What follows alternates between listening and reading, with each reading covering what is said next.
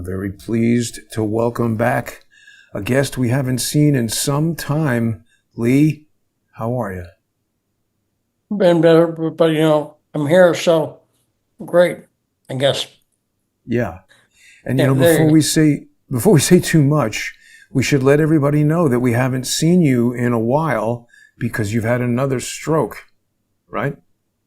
go. Right, and I've been in the hospital and nursing homes. I'm in a nursing home now, so I'm wearing my clothes. Yeah. A great nursing home here in Virginia for 3 weeks. I go home on Monday. I go home, but also I've been using my voice that much. You have not been. I've not been right, so I want to use the show, but I have been watching news every Good. day.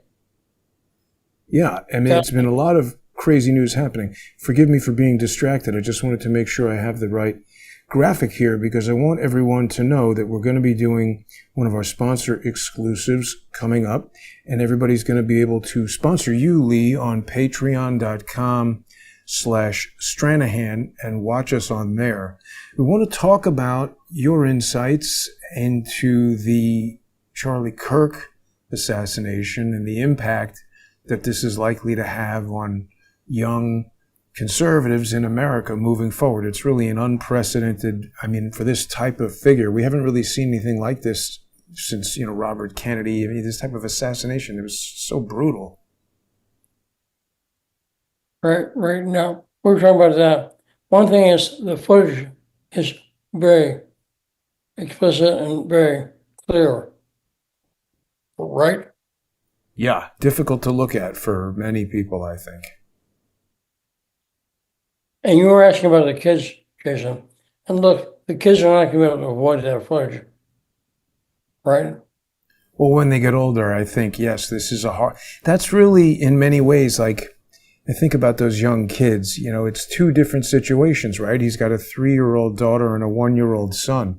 The 1-year-old obviously will have never known his father, but it seems like the 3-year-old is just, I saw a video of the two of them interacting online where Charlie was at a toy store with his daughter and she's asking him to buy this doll, and he looks up at the camera. His wife is obviously recording the video and he's melting at how cute this little daughter is asking for the doll. And then the end of the video, she's walking away, kind of skipping with the doll. And it's like, you can see that relationship. He's such a loving father. It's so sad for that little girl. It makes me sick. These people who are online cheering it and everything. It's difficult to confront that reality, Lee. How many people we walk around with every day who would go online and, celebrate something like this. But, again, we've seen a lot of people saying stuff like that about Charlie, saying, I'm glad he's dead. Will get applauded by a lot of people on TikTok and so on social Right. media. Yeah. It's sick. That's the thing. How that stuff gets amplified. You're right. People are putting up screenshots and everything from blue sky, and it's just like a field of celebration where people are. It's not like this is some figure of war where he's killed millions of people or whatever. He's never hurt anybody at all. He's just going and talking. Again, I'm not a Charlie Kirk fan. I was not, before this, I was not a Charlie Kirk fan. I watch his stuff sometimes. And he is, I will say, always good natured. Even though I disagree with him, he's never seems angry or nasty. You know what I'm Right. And when saying? you say you're not a fan, if I understand you correctly, you mean you're not saying you didn't like him, you just weren't following him and watching him, and he wasn't sort of necessarily in your sphere. And that's what I mean. Even people who didn't watch him, it wasn't like he was this mean, horrible guy going around doing terrible things. He's just talking about stuff that perhaps isn't in your field of interests. In a lot of ways, I will say he's a standard conservative. You know, in a lot of ways, his views are by the book conservatism. Right. Does that make Church, sense? family. Right. Right. And so, again, but we'll talk about that. And his murder does not fit so far, does not fit the narrative.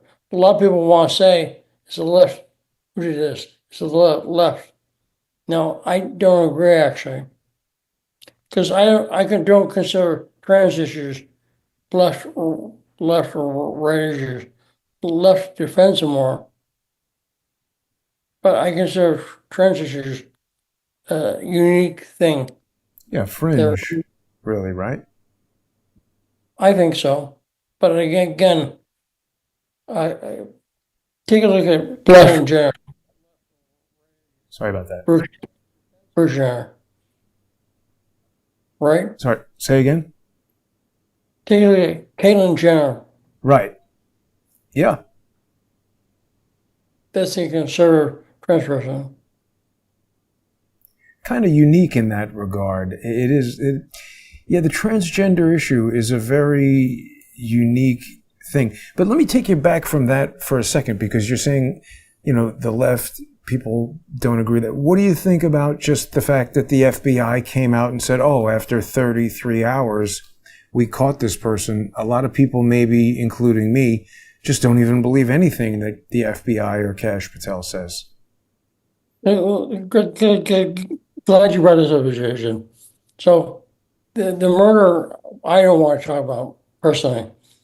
Who killed Charlie Kirk? Was a guy acting alone? Was Israel or whatever? To me, now I'll just ask a question this way, okay? Can you name one murder in history that journalists solved and the rest happened? I don't know. I can't think of one. You're saying one murder that journalists solved? Right. Oh, JFK. You think that's solved? Well, came closer than the FBI, closer to the truth. No, I don't think it's solved, but I think we are closer to solutions in dealing with facts in the books and things that people have written about JFK than we are with the Warren Commission report. Well, I agree with that, but no arrest report coming. That's my point. Is the murder investigation? I don't think the journalism is going to solve. That's true. That's not going to happen with Charlie Kirk either. Yeah. And let me say, I'll use JFK as an example. Like Candace Owens talking about Israel being behind JFK. Okay, I think that's a distraction, and let me tell you why. Because there's so many issues, like I'll give one example. The Israel took uranium from the U.S., right? You know that's right. Well, there's a whole lot of cooperation between Israel and Israeli scientists and the United States for the development of the initial nuclear bombs, right? Right, and to me, Israel does not say they have a bomb. It's still a mystery whether Israel has a bomb. They don't admit it. Now, that issue is very important. But, so you can leave JFK, who pulls the trigger on JFK? You can leave that off the table, and there's still lots of stuff to talk about. Yeah. Now, I think you and I agree on quite a few points with JFK, and you can't talk about any questions of Israel's involvement in that without talking about James Jesus Angleton. And of course, he was CIA. So my mind always goes to, to what extent were there factions within the CIA who use Israel, or certainly in that situation did, because Israel also helped France develop the nuclear bomb. There was a lot of stuff going on. Well, go to Charlie. Israel's involved, but not in terms of saying who killed them. So we're going to talk about Israel, particularly in part 2, but not about who killed them, because I'm not interested really. Well, there's also not enough evidence available to us yet to make any conclusions. I see a lot of people jumping to conclusions and saying, oh, he was speculating about Epstein, and some secret source told me that his friend told him that he said that he was afraid of Israel, so they must have killed him. I find it to be a lot of inconclusive evidence that people are relying on, and people love to jump to conclusions. Right, but there is something we do know, and we can say for sure. For sure, Charlie's view on Israel were complex. And Yes. he was a Zionist. He was a Yep. Christian Zionist. We'll talk about that in the second half a little bit more. But Yeah. He was a staunch defender of Israel for sure. And I think it's pretty well known that recently, he's not been so staunch. right, right. He had been exploring, they're saying, I didn't hear this or hear him say this, but that he had been the only voice in the White House encouraging Trump, or I should say discouraging Trump from getting involved in the Iran bombing, and that apparently there was some tension between Trump and Charlie over that. Lee, I don't know if you have a big enough device there. Laura Loomer said about Charlie recently. Sorry? Laura Loomer talking about Charlie recently. What did she say? She was attacking him. I think that Laura, as I recall, wasn't a fan of Charlie primarily because of positioning at TPUSA events and maybe jealousy and whatever, and also because of his position on Israel, I guess. I don't know. I shouldn't speak about that. I don't know how Laura feels about Charlie. It's pretty easy to look and find. I'm not suggesting you do this. I'm saying you look at what she says. It's not. I don't know what she said after his shooting, but before she's been positive on him since the show.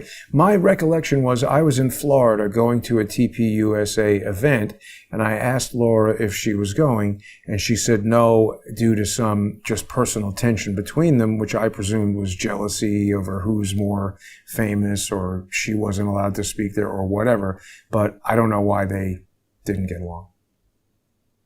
I'm just saying that's a data point that's objective. You can look at what she said about him before his death and after. So I'm saying he was a Zionist by some in transition, so to say.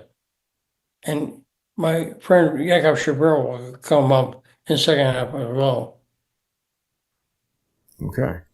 Yeah, no, I mean, like I said, most of what I know about Charlie Kirk is just what I saw online, like everybody else. And he seemed to be defending Israel. I saw he had, see, it is complicated too, because I saw he was doing one of his typical college debates, and people would try to debate him about the USS Liberty.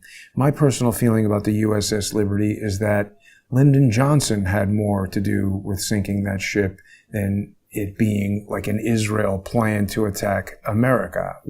You and I have discussed this in the past, where I feel that the United States, certainly back in the 1960s, was using Israel to carry, it's like it's hitman, right? If you want to hire somebody to do something that you don't want to do yourself, of course, you're not going to tell everybody that you hired this hitman. We hear about wives hiring people to kill their husbands and stuff like that. I feel like the relationship between the United States and Israel with regard to the USS Liberty was more akin to that. So we get these college students who are arguing with Charlie Kirk. Maybe they've listened to whoever they listen to, and they come in there and, you know, it becomes a difficult thing to debate in that kind of scenario. You say this too. It's not the way I think. The reason I'm against Zionism is because I think it's wrong, and I can make an argument about it. Yakov's argument I will make, but liberty is too small an issue for me to go, okay, liberty, they're from anti-Israel.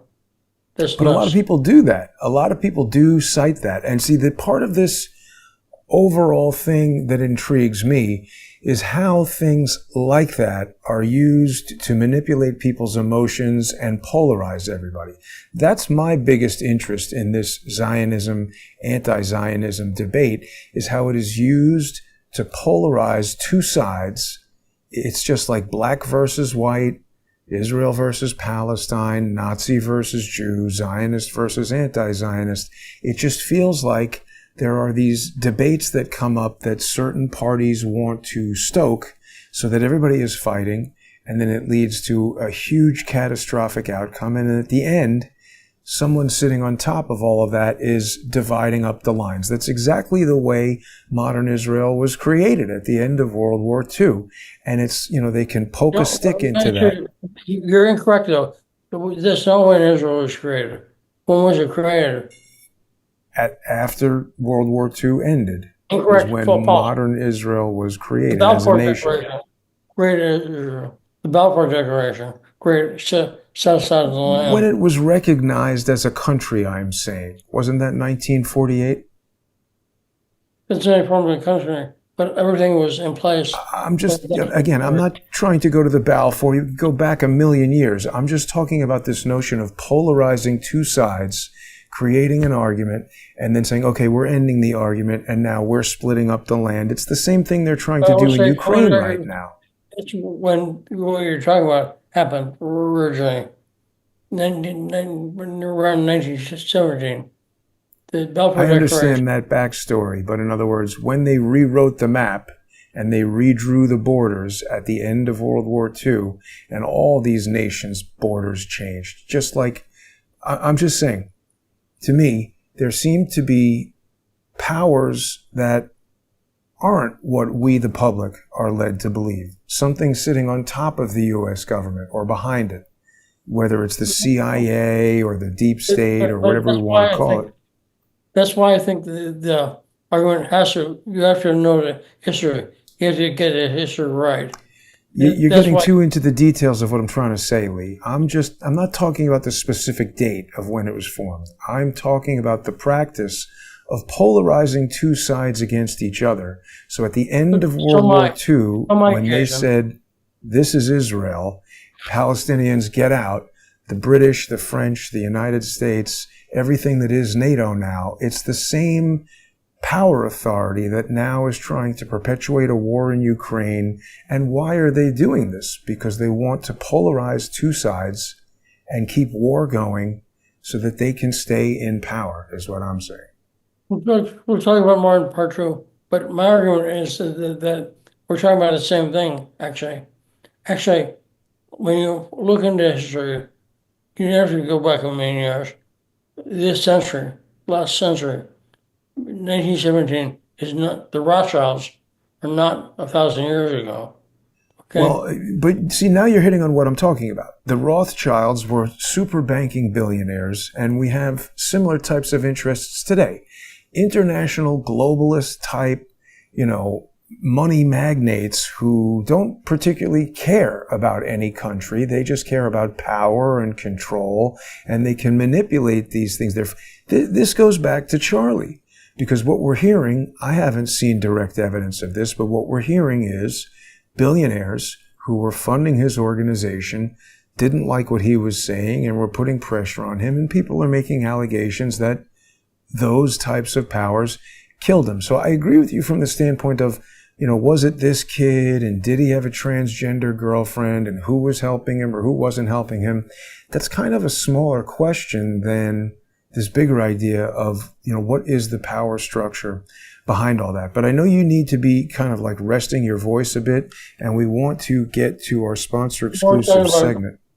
More part two, okay? Yeah. People are going to be able to join us on patreon.com/Stranahan. We're going to give Lee just a few minutes to rest, and then we'll be back at 8:30, just about 10 minutes from now. So if people aren't sponsoring Lee, you can head on over to patreon.com/Stranahan. Of course, sponsors of Crowdsource The Truth are going to be able to join us for that as well. Thanks to everybody for tuning in, and we will be back in just a few